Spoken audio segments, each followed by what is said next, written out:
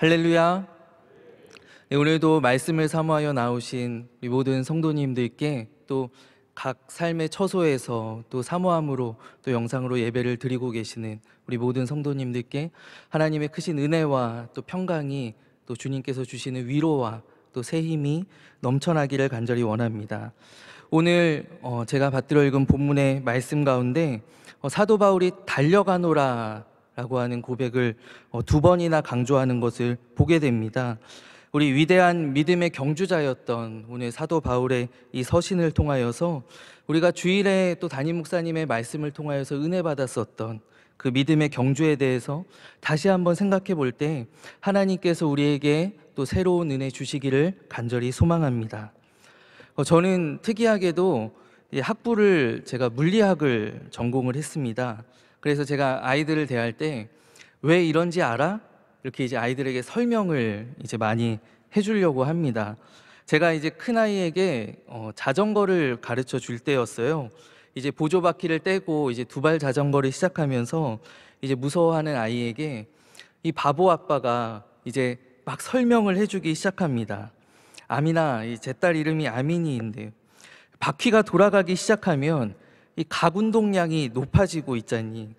이게 뭐가 움직이기 시작하면은 멈추지 않으려는 이 유지하려고 하는 관성의 법칙이라는 그 성질이 있거든. 그래서 이 관성의 법칙에 의존해서 이 각운동량을 보존하려는 그런 힘이 이제 축을 중심으로 해서 작용하게 되고, 그렇기 때문에 네가 바퀴를 돌리게 되면 점점 이 힘이 강해져서 이게 이렇게 움직이지 않고 바퀴가 넘어지지 않도록 계속 받쳐주는 거야.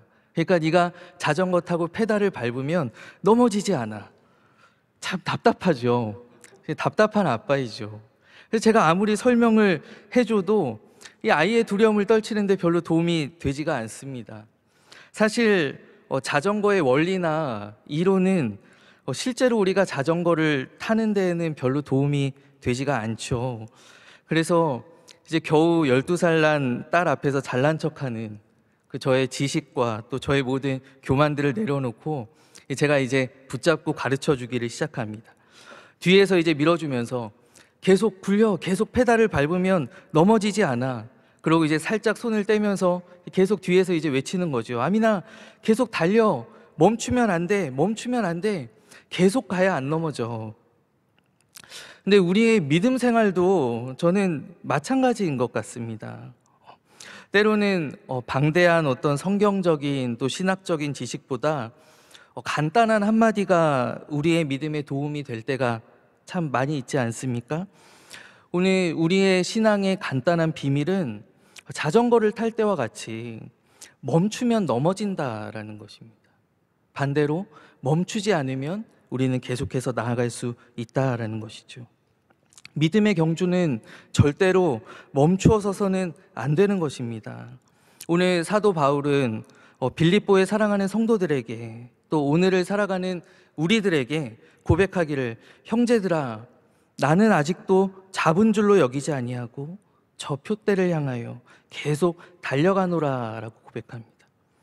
표대이신 예수 그리스도를 향하여서 달려가는 이 경주를 결코 멈추지 아니하노라, 나는 멈추지 아니하노라 라고 단언하지요. 사도 바울의 믿음의 경주의 첫 번째 특징은 바로 이 멈추지 않았다라는 것입니다. 특별히 오늘 이 편지를 쓰고 있는 사도 바울의 이 상황을, 배경을 우리가 생각해 보면 더욱더 놀랍습니다. 왜냐하면 이 빌립보서는 우리에게 잘 알려진 바대로 옥중서신 가운데 하나이거든요.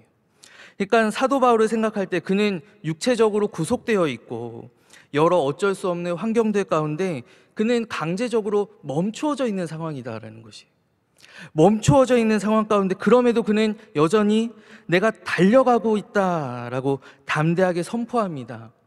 마치 오늘 코로나 가운데 어쩔 수 없이 모든 것이 멈춰 있는 것 같은 우리의 상황이 떠오르지 않을 수가 없는데요. 그럼에도 불구하고 오늘 우리는 사도 바울과 같이 나는 결코 여기서 멈추지 아니하노라, 나는 지금도 달려가고 있노라 라고 고백하며 나아가야 하는 줄로 믿습니다. 오늘 사도 바울은 바로 이번 주일의 말씀과 같이 경주자로서의 비전을 놓지 않는, 여기에서 멈춰서는 것이 아니라 내가 지금 갇혀있기 때문에, 내가 지금 상황이 어쩔 수 없기 때문에 내가 여기서 잠시 쉬어야 되겠다. 나는 이제 그만해야 되겠다. 나중에 기회가 다시 열렸을 때, 상황이 다시 좋아졌을 때 내가 다시 나아가야 되겠다라는 것이 아니라, 그는 여전히 내가 구속되어 있음에도, 멈추어 있음에도 나는 여전히 달려가고 있노라 라고 고백하는 것입니다. 오늘 우리에게 이와 같은 은혜가 임하기를 간절히 원하는데요, 우리의 모든 상황 가운데에서, 우리의 모든 삶의 자리에서 멈추지 아니하고 달려가게 하시는 하나님께서 주시는 능력이 임하기를 간절히 원합니다. 오늘 이 빌립보 교회를 향한 서신은 안에서 드러나는 여러 가지 정황들 가운데 특별히 바울의 사역의 마지막 파트이지 않습니까? 그가 로마에서 쓴 서신이다라고 여겨지고 있습니다. 그러니까 편지에서 언급되어진 어떤 가이사의 집이나 또 나를 지키고 있는 지금 시위대나 이런 것들이 지금 로마에서 이제 가택연금을 당하고 있는 사도행전 마지막 부분에 나오는 그 바울의 상황과 굉장히 비슷하기 때문이죠. 그러니 오늘 이 바울은 어떤 바울인가요? 그는 3차에 걸친 전도 여행을 마치고 난 그러한 바울입니다. 우리가 1만 7천여 킬로미터라고 이야기하죠. 긴 복음의 여정을 그가 지나왔습니다. 또 수많은 교회들을 세웠고, 또 수많은 제자들을 가르쳤고, 또 하나님의 수많은 사역들을 감당했었던 그가 오늘 무엇이라고 고백하냐면, 내가 이미 얻었다 함도 아니요, 또 온전히 이루었다 함도 아니라 라고 고백합니다. 또 뒤에는 내가 아직도 잡은 줄로 여기지 아니하고 라고 그가 고백하고 있습니다. 오늘 이 바울의 고백 가운데 나타나는 이 바울의 믿음의 경주의 두 번째 특징은 바로 이 자족함이 없었다라는 것이죠. 그는 여전히 목마르고 여전히 배고팠다라는 것입니다. 근데 참 대조되는 것은 이 빌립보서 4장에 보면 우리가 너무나 잘 알고 있는 내게 능력 주시는 자 안에서 내가 모든 것을 할 수 있노라 라고 하는 바울의 고백이 나오거든요. 근데 이 고백 앞에 바울이 무엇이라고 고백하냐면, 나는 모든 상황 가운데 자족하는 법을 배웠다라고 그가 고백합니다. 그러니까 나는 풍부함에도 또 비천함에도, 나는 배부름에도 배고픔에도 처할 줄 아는 일체의 비결을 배웠노라. 나는 나에게 주어진 모든 상황 가운데 내가 자족하는 법을 알고 있다. 나는 자족할 수 있다라고 고백합니다. 그런데 모든 상황에서, 모든 환경에서, 모든 형편에서 이 자족함을 배웠던 바울이 이 믿음에서만큼은 결단코 자족함이 없었다라는 것이죠. 우리가 걸어가는 믿음의 경주 가운데 나타나는 수많은 고비들, 그 가운데 여기가 마치 목적지인 양, 여기가 꼬린 지점인 양 착각되어지는 경우들이 참 많이 있습니다. 우리가 성경에서도 그러한 경우들을 많이 만나게 되죠. 야곱이 20년 만에 밧단아람에서 고향으로 돌아왔을 때 그는 야곱을 지척에 두고 이 세겜이라고 하는 곳에 멈추어 서게 됩니다. 이만하면 되었다라는 것이죠. 히스기야 왕이, 그는 벽을 보고 기도하여서 그가 놀라운 병 고침의 은혜를 얻지 않습니까? 그리하였던 그가, 성경에 보면 그가 교만함에 빠졌다라고 기록되어 있습니다. 그가 거기에서 멈추어 서게 되었던 것이죠. 우리가 너무나 잘 알고 있는 다윗 왕도 수많은 전쟁에서 이기고 또 나라가 안정된 후에 그가 평안히 궁에 머물다가 밧세바를 그가 보게 되지 않습니까? 많은 경우에 저도 예외가 없겠죠. 우리 모두가 다 자유하지 못할 것입니다. 우리가 믿음 가운데 넘어가는 수많은 고비들 가운데 한 고비를 넘었을 때, 그래 이만하면 되었지 않았는가, 이만하면 내가 쉬어도 되지 않겠는가, 우리가 자족할 때가 얼마나 많이 있냐라는 것이죠. 그러나 오늘 사도 바울은 이와 같은 함정에 빠지지 않기 위해서 끊임없이 자신을 채찍질하는 모습을 우리가 보게 됩니다. 그가 행했던 수많은 전도가, 또 복음의 사역들이, 그가 걸어왔던 수많은 선교의 여정들이, 또 그가 감히 서신에서 자랑했었던, 그가 겪었던 모든 고난과 고초들이 그의 마음을 풀어헤치려고 할 때 그는 그리스도가 나의 표대이시다, 그 방향을 계속하여서 예수 그리스도께로 옮겨왔던 것이죠. 사랑하는 여러분, 혹시 믿음 생활 가운데 어떠한 목표가 있으신가요? 저도 당연히 목회자이기 때문에 언젠가는 나도 단독 목회를 해야지라는 그러한 마음들을 가지고 있습니다. 나는 선교의 꿈이 있어서 나는 교회를 100개 세워야지. 아니면 지금 또 피택 훈련이 또 진행되고 있는데요. 나는 빨리 우리 교회에서 안수 집사가 되어야지. 나는 권사가 되어야지.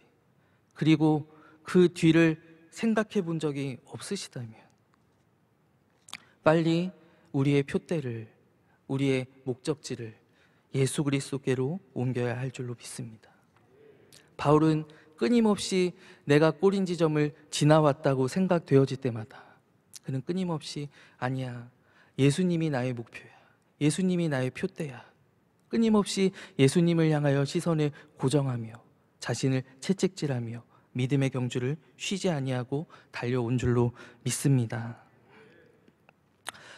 지난달에 이번 달에 끝났죠. 도쿄올림픽이 있었는데요. 도쿄올림픽 가운데 재미있는 에피소드가 있었어요. 도로 사이클 경주였는데요. 이제 무려 3시간 정도 이제 자전거를 타야 되는 이제 대장정의 아주 긴 구간의 경주이죠. 근데 이 1등을 한 금메달을 딴 선수가 이제 유럽에서 이제 평범한, 유럽은 엘리트 체육이 아니잖아요. 그래서 이제 평범한 그런 어떤 수학 박사였다라고 하죠. 근데 이 사람이 이제 계획을 세우기를, 작전을 짜기를, 나는 이게 대회에 참가한 경력도 별로 없고 내가 어느 정도 이제 능력이 있는지 가늠하기가 어려운데 나는 그냥 초반부터 그냥 무조건 치고 나가야 되겠다. 그래서 이런 작전을 이제 세워서 초반부터 막 스퍼트를 하기 시작합니다. 근데 그 스퍼트가 끝까지 이어졌어요. 그래서 그가 이제 1등으로 결승점을 지나가게 되거든요. 근데 재미있는 것이 그 다음에 2등을 한 선수의 반응이었어요. 1등이 얼마나 스퍼트를 열심히 했는지, 또 뒤도 안 돌아보고 막 달렸는지 1등하고 2등의 기록 차이가 한 1분 15초가량 났다라고요. 그러니까 1등이 들어오고 나서 한참 뒤에 이제 2등이 들어온 것이죠. 그러니까 이 2등을 한 선수는 내 앞에 1등이 있다는 사실을 인지하지를 못한 거예요. 알지를 못하는 거예요. 그래서 이 사람이 결승점에 들어올 때 어떻게 들어오냐면 내가 금메달을 딴 것처럼 막 환호하면서 막 세레모니를 하면서 그래 내가 금메달이야 막 이러면서 이제 막 들어오게 됩니다. 그래서 결승점을 이 은메달 딴 선수가 들어온 후에 잠시 후에 나보다 훨씬 먼저 이제 들어온 선수가 있었다는 것을 알고 그가 이제 많이 이제 낙심하게 되는 그러한 장면이 이제 해외 뉴스를 통해서 저도 접하게 되었는데요. 저는 그 2등을 한 선수가 1등과 같이 굉장히 환호성을 지르면서 들어오는 장면이 제가 이제 유튜브에서 찾아서 이제 그 영상을 봤거든요. 저에게 참 인상적이었어요. 그리고 제가 생각할 때 우리의 믿음의 경주가, 우리의 믿음의 경주의 결승선이 다 이와 같지 않을까라는 생각을 해보게 되었어요. 우리 모두가 1등처럼 들어오는, 2등도 또 3등도 저 뒤에 들어오는 사람도 모두가 다 1등처럼 환호하며 들어와서 하나님의 품에 안기는, 이 경주는 승자와 패자가 갈리는 경주가 아니라 모두가 승자가 되는 경주이지 않습니까?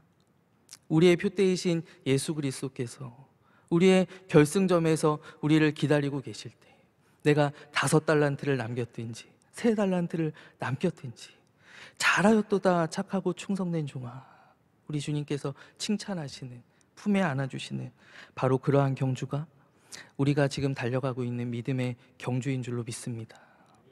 또 저는 경주를 생각할 때 아마 이 성경에서 묘사하고 있는 경주는 단거리 경주가 아닐 것입니다. 고대 굉장히 긴 거리를 달리는 장거리 경주를 아마 묘사하고 있는 것일 텐데, 우리가 가끔씩 이제 TV에서 마라톤을 이제 시청을 하잖아요. 저도 이제 예전에 우리나라 선수들이 이제 메달에 도전할 때 이제 마라톤 경기들을 이제 간혹 보곤 했었는데, 아마 이 2시간 정도의 시간을 계속 뚫어져라 TV를 보시는 분들은 아마 잘 없으실 것 같아요. 저도 이제 띄엄띄엄 이렇게 어떻게 됐나 이렇게 상황들을 확인하곤 하는데, 이 마라톤 경주가 제가 이제 발견한 특징이요. 이게 출발선, 그러니까 출발을 할 때에는 수많은 선수들이 뒤엉켜서 막 출발하지 않습니까? 거의 뭐 100명 가까운 선수들이 이제 출발선에서 이제 동시에 출발을 합니다. 뭐 보스턴 마라톤이나 이런 이제 국제 마라톤 대회들은 일반인 참가자들도 있기 때문에 정말 수백 명의 인파들이 그 출발선에서 출발하는 것을 우리가 보게 돼요.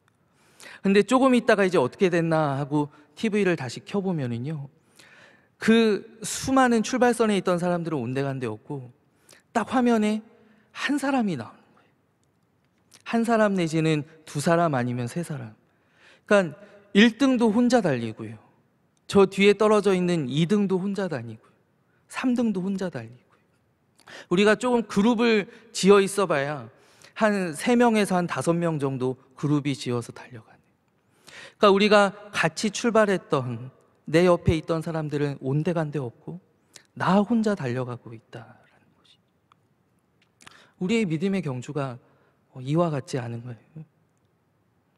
예전에 나와 같이 믿음 생활했었던, 나와 같이 여성교회 열심히 봉사하고 또 남성교회 또 교회학교 열심히 봉사했었던 그런 우리 집사님들이 어느샌가 주위를 둘러보면 보이지 않고 결국 나 혼자 달려가는 경주라는 것이죠. 같이 가는 사람이 아니라 나 혼자 외로이 달려가는 이 싸움 가운데, 그러나 우리 주님께서는 1등에게도 또 마지막에 들어온 사람에게도 똑같은 칭찬과 또 똑같은 격려로서 우리를 맞이해 주시는 줄로 믿습니다. 오늘 사랑하는 우리 명성의 모든 경주자 여러분, 오늘 이 새벽에 주신 하나님의 말씀과 같이 우리가 오늘 사도 바울처럼 멈추지 않고 우리가 인내를 가지고 또 그리스도를 향한 소망 가운데 기쁨으로 달려가는 우리 모두가 되시기를 간절히 원합니다. 우리 명성교회가 정말 코로나 가운데도 쉬지 않고 달려오는 가운데 이번에도 또 놀라운 은혜의 잔치 9월 특별 새벽 집회를 허락해 주셨어요. 바로 우리로 멈추지 않게 하시고 우리를 계속 격려하시고 우리로 계속 다름질하게 하시는 하나님의 놀라우신 은혜인 줄로 믿습니다. 우리가 사모하며 또 여느 때와 같이 우리가 기도하며 준비할 때 하나님께서 더 큰 은혜로서 우리 가운데 함께하여 주실 줄로 믿습니다. 오늘도 이 모든 경주 가운데 승리하며 또 기쁨으로 나아가는 우리 모두가 되시기를 간절히 원합니다.